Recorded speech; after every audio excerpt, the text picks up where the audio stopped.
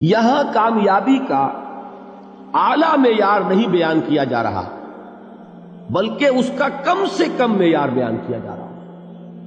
میں ذرا توجہ دلاؤں گا اس بات کی طرف. سطحی طور پر ذرا ہو سکتا ہے کہ اس میں کوئی مغالطہ پیش آ جائے.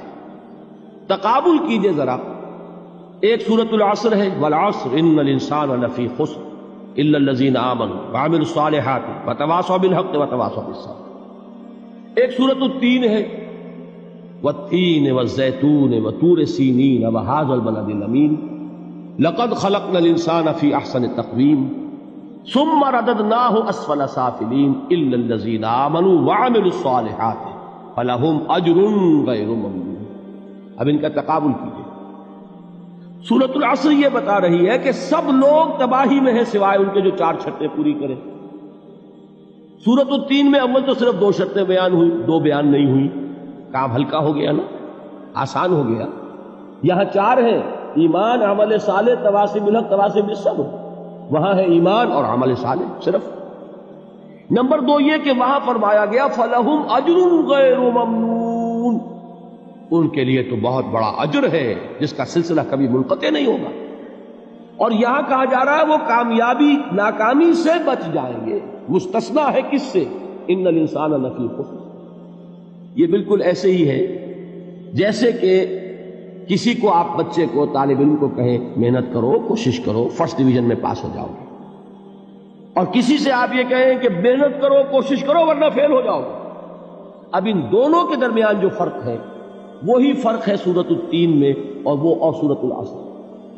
سورۃ العصر ناکامی سے استثناء کو بیان کر رہی ہے اور وہاں 4 شرطیں ہیں، اور سورۃ التین یہ اعلیٰ درجات کا بیان ہو رہا ہے اور 2 شرطیں ہیں. اس کو قرآن مجید کی اصطلاحات سے بھی اللہ کرے کہ آپ واقف ہو جائیں.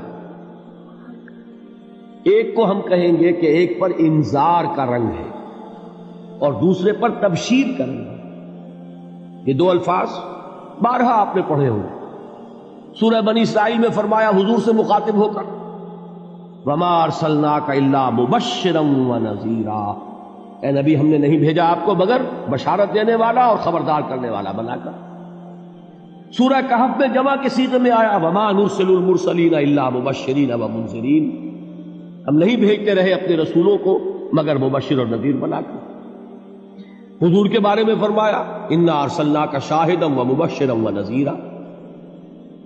جمع کے صیغے میں سورہ نساء میں فرمایا رُسُلًا مُبَشِّرِينَ وَمُنذِرِينَ لِئَلَّا يَكُونَ لِلنَّاسِ عَلَى اللَّهِ حُجَّةٌ بَعْدَ الرُّسُلِ وَكَانَ اللَّهُ عَزِيزًا حَكِيمًا. ایک ہے ابشار، بشارت دینا، ایک ہے انذار، خبردار کرنا. اور آپ کو معلوم ہے کہ کسی بھی تربیت کے اندر ان دونوں چیزوں کی ضرورت ہے.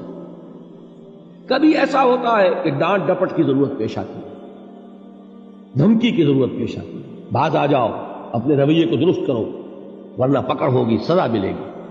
کبھی آپ شاباش دیتے ہیں، ہمت کرو، گھبراؤ نہیں، تمہارے اندر صلاحیت ہے، مایوس نہ ہو، ہمت تمہاری کیوں جواب دے رہی ہے، تم بڑے ذہین ہو، محنت کرو، بڑے اعلیٰ درجات ملیں گے. قرآن مجید میں یہ دونوں رنگ ہیں جو اختیار کیے گئے. ایک تبشیر کا رنگ ہے، ایک انذار کا رنگ. سورۃ العصر میں انذار کا رنگ ہے، خبردار، تمام انسان ہلاکت اور بربادی کا نوالا بننے والے ہیں سوائے ان کے جو 4 شرطیں پوری کریں.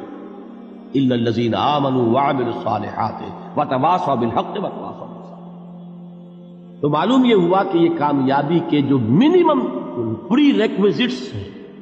مجھ سے کہا گیا کہ انگریزی کے الفاظ کا فوراً ترجمہ کر دیا کرو، اور میں کر دیتا ہوں. اصل میں مغالطہ آپ کو یہ ہوتا ہے میں ترجمہ کہہ کے نہیں کرتا، لیکن اس کے بعد میں فوراً اردو کا مترادف جو ہے وہ لے آتا ہوں.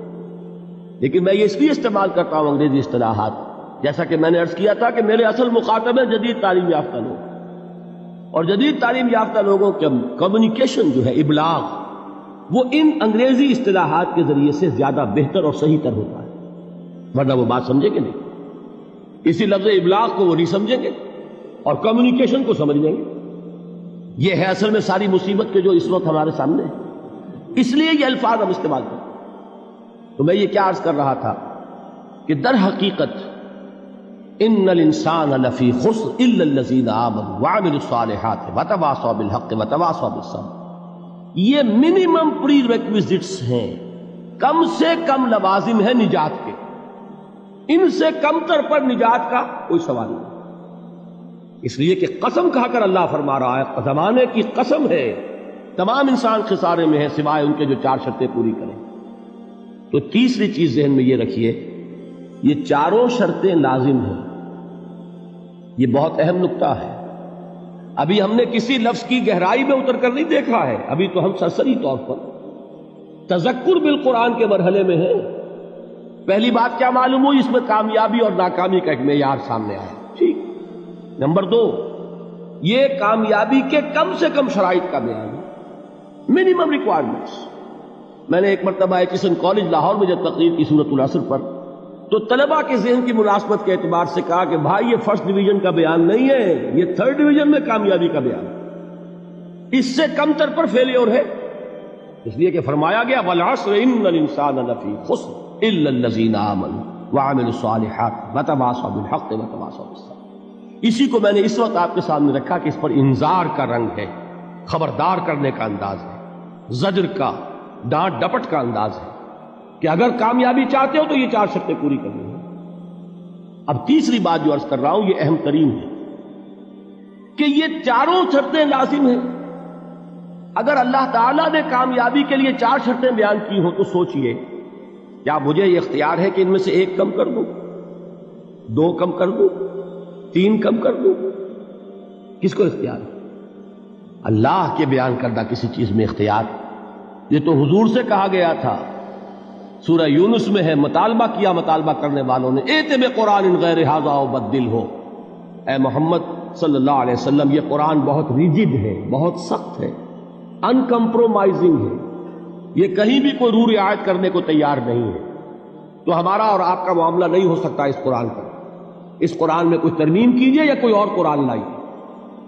تو حضور سے کیا کہلوایا گیا؟ قل ما یکون لی ان ابدلہ من تلقاء نفسی ان اتبع الا ما یوحی الی۔ اے نبی ان سے کہہ دیجئے میرے لیے ہرگز ممکن نہیں ہے کہ میں اس قرآن میں اپنے جی سے کوئی ترمیم کر دوں، کوئی تبدیلی کر دوں، میں تو خود پابند ہوں اس کا جو مجھ پر وحی کیا جا رہا ہے، سب سے پہلے میں خود اس پر عمل کرنے والا ہوں، میں خود اس کا پابند ہوں۔ تو غور کیجئے، قرآن بیان کر رہا ہے کہ 4 شرطیں ہیں نجات کی، اور آپ کے دل میں یہ بات بٹھا دی گئی ہے کہ صرف کلمہ گو ہونا نجات کے لیے کافی ہے، صرف ایمان سے نجات ہو جائے گی۔ یہ بات جو ہے ذہن میں رکھیے، ایک نجات وہ ہے جو ہزار برس تک جہنم میں کوئلہ بننے کے بعد نجات ہو، میں اس نجات کی بات نہیں کرتا، وہ نجات تو ملے گی یقیناً۔